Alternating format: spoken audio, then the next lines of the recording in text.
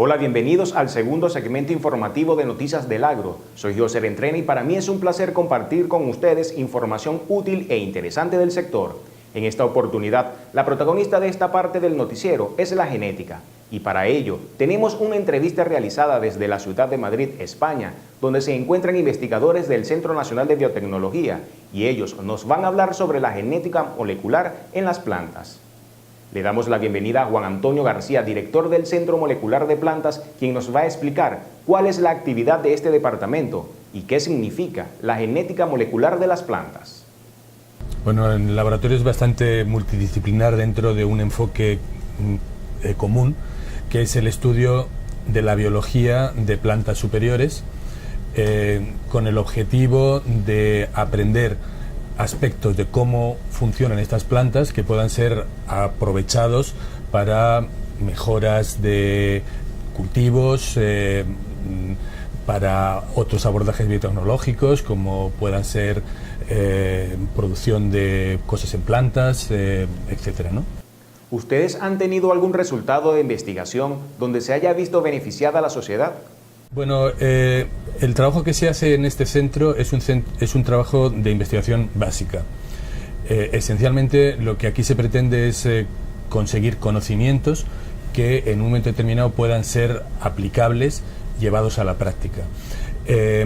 Esa última etapa, que es una etapa en donde una gran cantidad de conocimiento después se traduce en un número pequeño de aplicaciones, no es realmente el objetivo de este centro, y nosotros no hemos llegado a esta aplicación, aunque en las entrevistas que tendrás con gente del departamento verás que algunas de las investigaciones a las que hemos investigado, donde los resultados que hemos obtenido tienen una aplicación a corto y medio plazo que están ahora mismo siendo investigados de qué manera se puede realizar esto, ¿no? Ahora bien, desde su punto de vista como director, ¿qué nos podría decir sobre las líneas de investigación que desempeña en este departamento? Sí, aquí en principio, como te digo, el abordaje es bastante general, o sea, no estamos enfocados en un tema en concreto.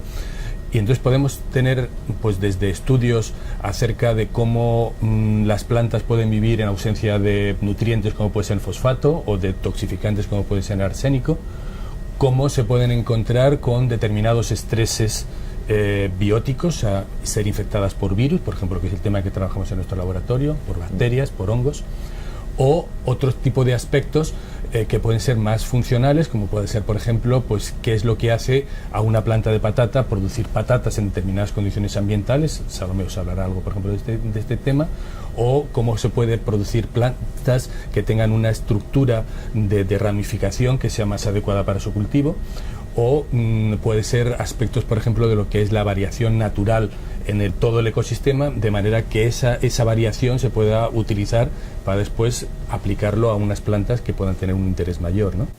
¿Nos podría enseñar alguna de las investigaciones que sean visibles y nos podría explicar un poco de ellas?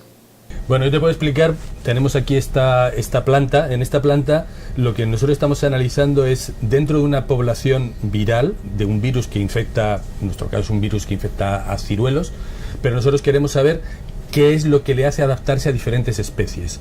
Entonces, dentro de la población viral necesitamos separar los diferentes miembros de esa población viral para saber cómo se están adaptando. Entonces podéis ver aquí las diferentes lesiones que se están produciendo, que cada una proviene de una variante de este virus. Nosotros vamos a analizar genéticamente cuál es el componente genético, cuáles son los genes de cada uno de estos variantes, de manera que podemos saber de qué manera, cómo está interaccionando para poderse adaptar a un ambiente nuevo, ¿no? Director García, entendemos que la planta está contaminada y se intenta adaptar. Explícanos un poco cómo es el proceso. Realmente quien está adaptándose es el virus a la planta. O sea, el virus tiene que vivir y entonces, claro, es muy importante saber cómo este virus puede adaptarse a una determinada planta y puede infectarla, porque eso va a poder hacer que amplíe su espectro de huéspedes donde poder vivir, ¿no? Entonces nosotros queremos saber cómo lo hace. Entonces una de las cosas que estamos haciendo es adaptarlo a esta planta en concreto, y es el virus el que se está adaptando en concreto a esta planta.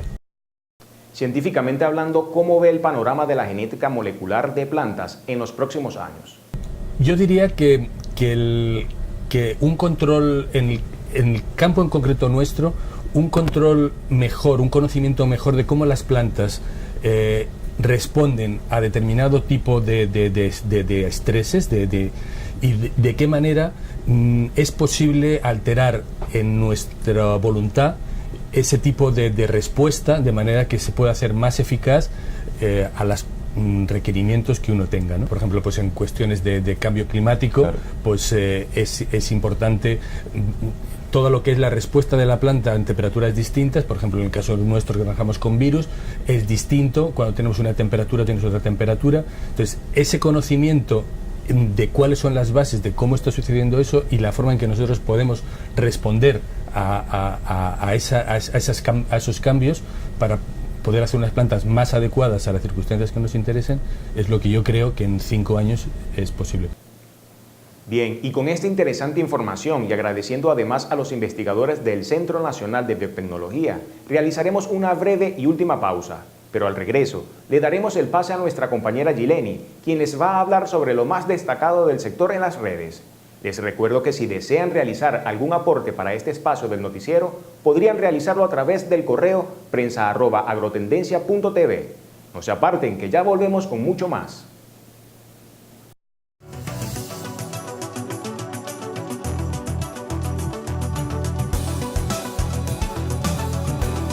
Conozca los atributos de la salamandra.